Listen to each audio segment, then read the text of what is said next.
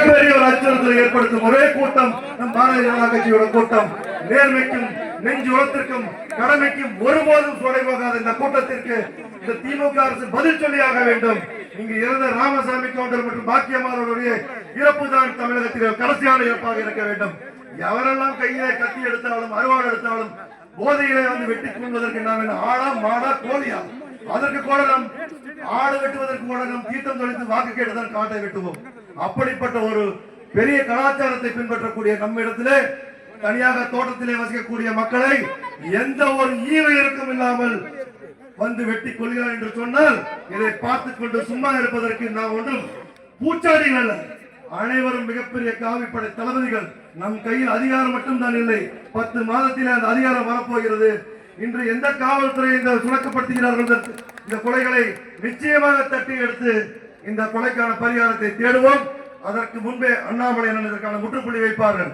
சென்ற வருடம் நம்முடைய குணசேகரன் அவர்கள் நம் கட்சியோட நிர்வாகி அவரது வீட்டிலே மர்ம அவர்கள் முகமூடி அணிந்து கொண்டு வீட்டுக்கு சென்று அவரை தாக்கி கத்தியால் குத்தி இரும்பு ராடால் மண்டையை பிளந்து கைகளில் வெட்டுப்பட்டு அவரிடம் இருந்த 15 பவுன் நகையும் பணத்தை 2,80,000 ரூபாய் கொள்ளையடித்து சென்றார்கள். அப்பொழுது கத்தியை எடுத்து குத்தும் போது அவர் காலில் விழுந்து மன்றாடி அந்த கொலையாளர் கெஞ்சி தன் உயிரை காப்பாற்றி கொண்டு வந்து நிற்கிறார். அதற்கும் இன்று வரை காவல்துறை எந்த நடவடிக்கையும் எடுக்கவில்லை. அதுபோல தமிழகத்தில் மட்டுமில்லாமல் ஈரோட்டிலே கடந்த 10 ஆண்டுகளில் 323 கொலைகள் நடந்திருக்கிறது. ஈரோடு அமைதி பூங்கா என்று நாம் நினைத்துக் கொண்டிருக்கிறோம். நிச்சயமில்லை சகோதரர்களே, 323 கொலைகள் 10 ஆண்டுகளில் நடந்திருக்கிறது.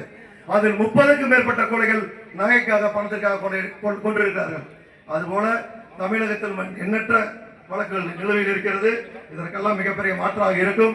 இங்கு மேடையிலே வந்திருக்கக்கூடிய அனைத்து தலைவர்களையும் நான் பேரை சொல்லி அழைத்ததாக நினைத்துக் கொண்டு கூட்டணி கட்சி தலைவர்களும் வந்திருக்கிறார்கள். நம்முடைய முன்னாள் சட்டமன்ற உறுப்பினர்கள், நம்முடைய சட்டமன்ற உறுப்பினர்கள், மாநில பொதுச் செயலாளர் ஏபி முருகானந்த மன்னன் அவர்கள் மற்றும் முன்னாள் மாவட்ட தலைவர்கள், மாவட்டத்தினுடைய துணைத் தலைவர்கள், மாவட்டத்தின் பொருளாளர் பொதுச் செயலாளர் மற்றும் மண்டல தலைவர்கள் உட்பட இங்கு இருக்கக்கூடிய மாநில பொதுக்குழு உறுப்பினர்களும் மற்றும் வருங்காலத்திலே சட்டமன்றமும் உள்ளாட்சி பிரதிநிதிகளாக செல்லக்கூடிய நம்முடைய அனைத்து சகோதரர்களையும் இந்த நேரத்தை வணங்கி இந்த வாய்ப்புக்கு நன்றி கூறி விடுகிறேன். இந்த கண்டன உரை மிகப்பெரிய கண்டன உரையாக அண்ணன் எழுச்சி நாயகன் நம்முடைய அண்ணன் இளஞ்சிங்கம் அவர்கள் உரையாற்றுவதற்கு வாய்ப்பு கொடுத்து என்னுடைய நேரத்தை நிறைவு செய்கிறேன். நன்றி, வணக்கம்.